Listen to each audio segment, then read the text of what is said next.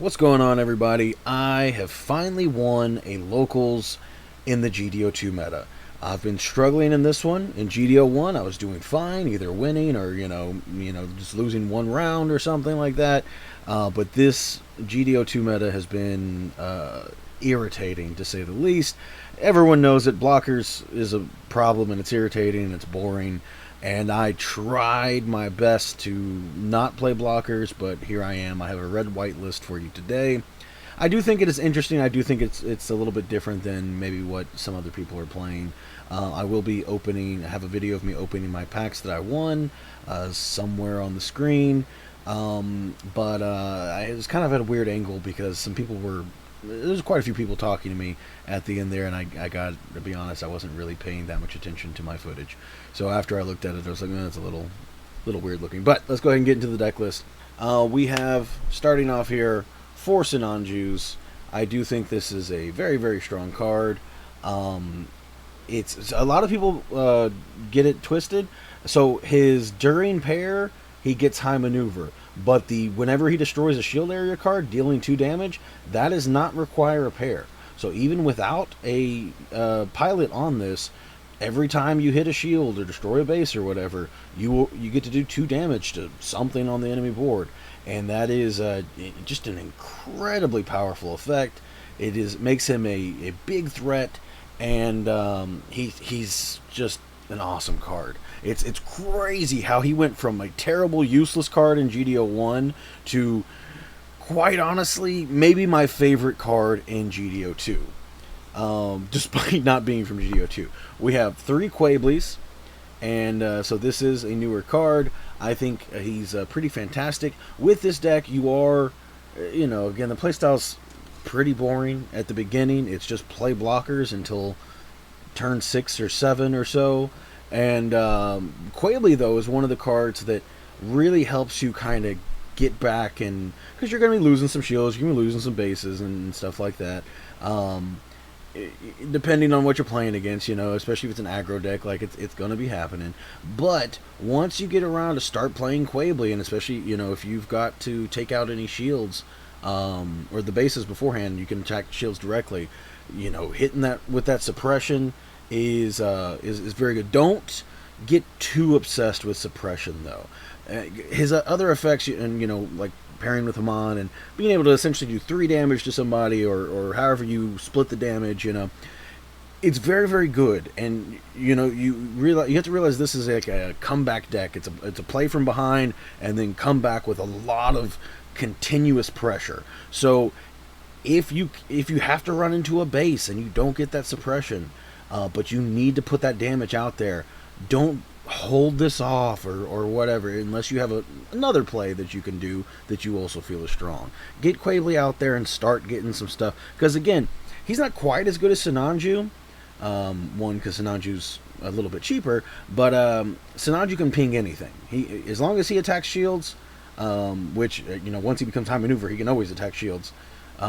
He will always get to ping something, where Quabeley has to have something damaged, and there's lots of ways that gets things damaged, but it's not quite, especially late game, you might be running low on cards or something, and you might find yourself in some situations where you're not able to activate his attack effect. And then the next big boss card, we have 3 Kshatriya. So Kshatriya is just awesome. He's been awesome. He's probably always going to be awesome. He allows you to put a lot of damage out there. He allows you to start, because this is your earliest big card. You can start doing some things. So on turn 5, level 5 is when you can really start making some plays.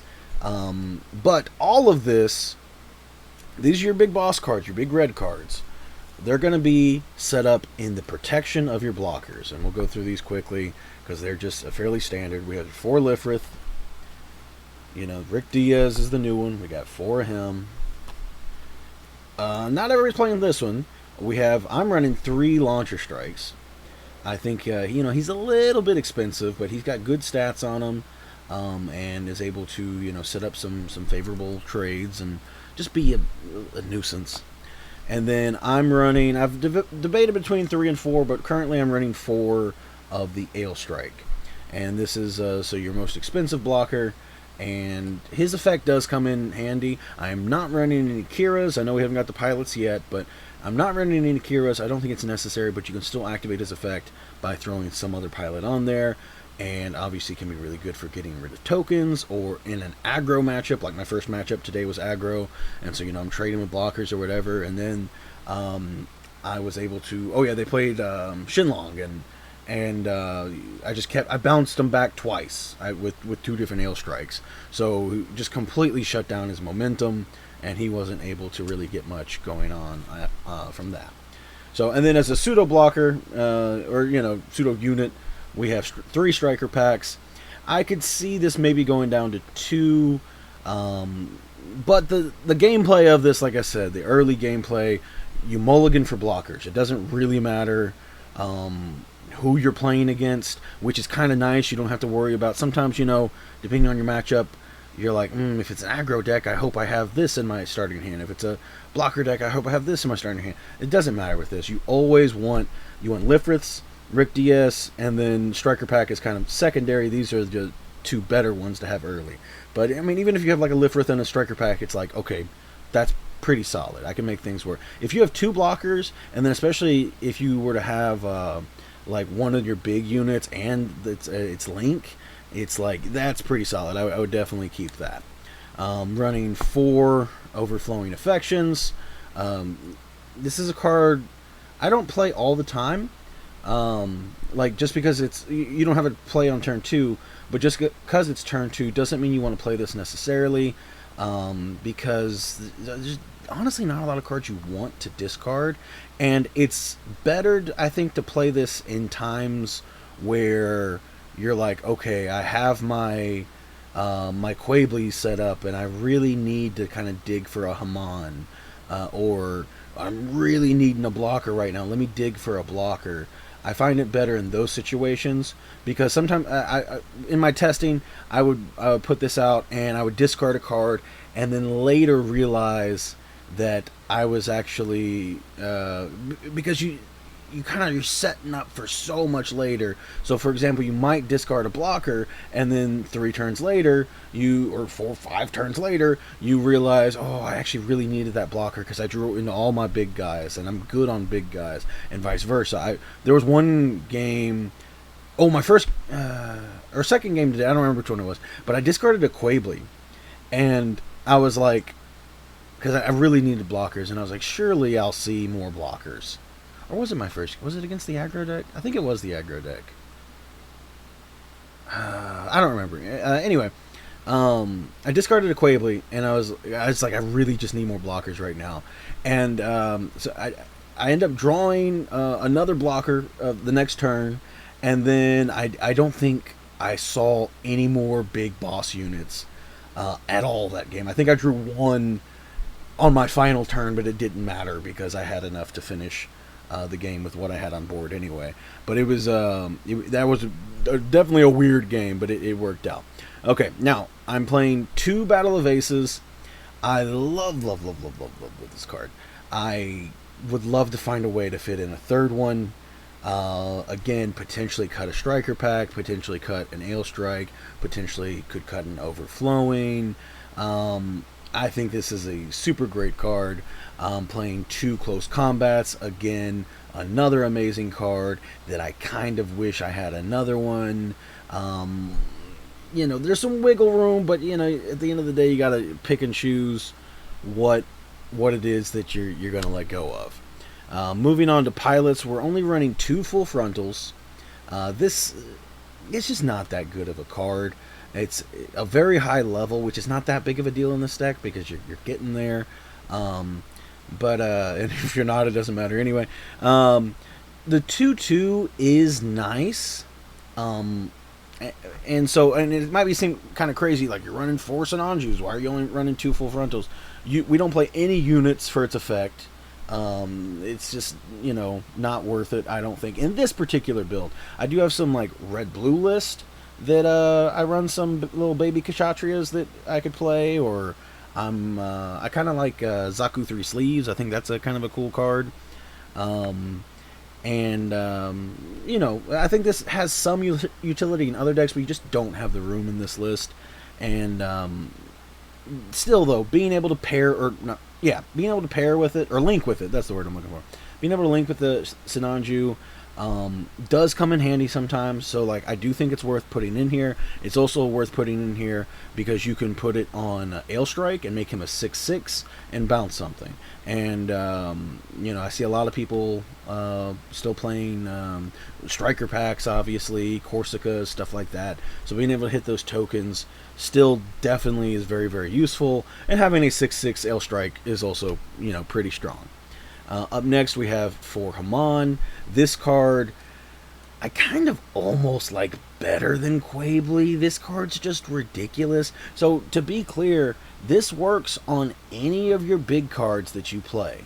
If you pair this or link this with any of your big red cards, you get to activate and do one ping. Which, you know, a lot of people might be like, oh, it's just one ping, but what does it matter? There was a play today I did where I think it was a linked Gundam with Amuro, and he traded maybe into a Rick Diaz or something, and then he ended up having 3 health afterwards, and I think I had a pre-established Sinanju on board, and yeah, and then I put Haman on him. I'm able to hit him with 1, and then this swings into a shield and does the additional damage, killing. And so it's just, there's a lot of situations like that where you need that one more damage. And I'm sure it sounds silly, but I'm sure you've been there. If you play any kind of ping decks, you're always like, I mean, really any deck, you're like, I wish I had one more damage I could do. And Haman gets you there a lot of the time. Like on paper, you wouldn't think it's that big of a difference maker, but it really, really is. Obviously, Haman sets up Quabely. Without Quabely, or without Haman, a lot of times Quabely effect wouldn't be able to go off. And then, you know, the suppression is really, really solid. And then it's also really good kshatriya too. You get to just, you know, you don't get to attack immediately, but being able to do 3 pings, it can, you know, definitely change the board state quite a bit. So we play 4 Maritas, and this obviously only gets its effect on kshatriya. However, you know, there's plenty of times you need to play it on Sinanju just to get the high maneuver, so play it, you know, if you need to. And so we play 10 pilots, a little heavy on pilots, nothing, you know, super crazy, but I typically don't love going more than 8, although in GDO2 I have been leaning more towards 10 pilots. And then the only thing we got left is bases, which is just 1. I run Relula. There's other options. There's the one that has 6 health. I'm not a super big fan of that one. I love to get utility out of my bases. So I do like this one. Shuji's hideout is also kind of cool, but I just don't like the delayed factor of it. This allows me to be proactive and aggressive. Again, it can set up a Quabely to do its 2 damage. There's just, again, plenty of times where, or, you know, Battle of Aces might be somebody with 4 health, and especially if they're, you know, I can't attack them or anything, so it's like I need to hit them with Relula and then hit them with Battle of Aces. And this is what I played today. I net decked a version last week on Friday when I went and played to test this out, and it was pretty different. You know, a lot of the same things, but also a lot of different things. And I went 0-2 and then dropped from the tournament, and I was like, I don't like this build. I really, really was not a fan of it, and I just sat there while everybody else finished up the next 2 or 3. It was kind of a big tournament that day. There was like 2 or 3 rounds, I think. I think it was 2 more. But anyway, I just sat there while everybody else was playing, and I just had all my cards spread out just like this, and I was looking at them, and I was like, nope, that's gotta go, this sucks, I need more of this, blah, blah, blah, whatever, you know. And this is the list that I've come to. Again, not 100%. There's a few things I think that maybe could change a little bit. Mainly, I would kind of love another Battle of Aces, another close combat. So, like, I might take away an Overflowing in a Striker pack or a Ale Strike. I'm not entirely sure. I guess I could maybe get rid of a Launcher Strike as well, but No, probably not, because even though he's teetering on being kind of expensive, I feel like you need all the early blockers you can. Except I'm not playing Zawart. I don't think that's worth it. But yeah, this is what I've come to. Like I said, I'm not entirely loving that. I had to play blockers in order to get my first win in GDO2, but this is where we are, and this is the meta, I guess. But let me know what y'all are playing. If you're playing a similar list to this, if y'all would like to try this out, please do. If you have opinions on this list, I'm trying to find something. I'm like on crunch time now. I have to find my deck for new types, because I only played one in season 1, and I got 3rd place, so I got the Soletta, and I really want to try to top every single season. And if I could win one, that'd be awesome. I would really, really love that. But I don't really want to buy prize cards. Season 3 is going to be the big one, because I definitely want 4 of the Hamons. The alt art. If you haven't seen well, I'll put a picture here. The alt art Hamons. The Quableys are really nice too, and obviously I'd like to pick those up as well. But even if I just got 4 Hamons and didn't get any Quableys, I would be very, very happy with that. I really love Hamon as a card, and I think that is one of the best looking arts they have put into the game. But yeah, so that's, like I said, crunch time. What are you playing for new type? Is this going to be the list? Like, I don't know. I think I will end up adding another close combat and battle of aces. I really, really think those cards are strong right now. But that's going to be it for today. Hopefully I'll have more videos to post and publish. And do y'all, I don't know, do y'all feel bad if I put a more experimental deck list up on here? I know I'm not like a huge channel or anything, so I mean, I'm not like the word of God, play this deck list or anything, but I just I don't know, I guess try to have integrity about it, and I don't want people trying out crappy decks or something, but who knows. That's going to be it though for today. Thank you all for checking out the video, and I hope you have a good one.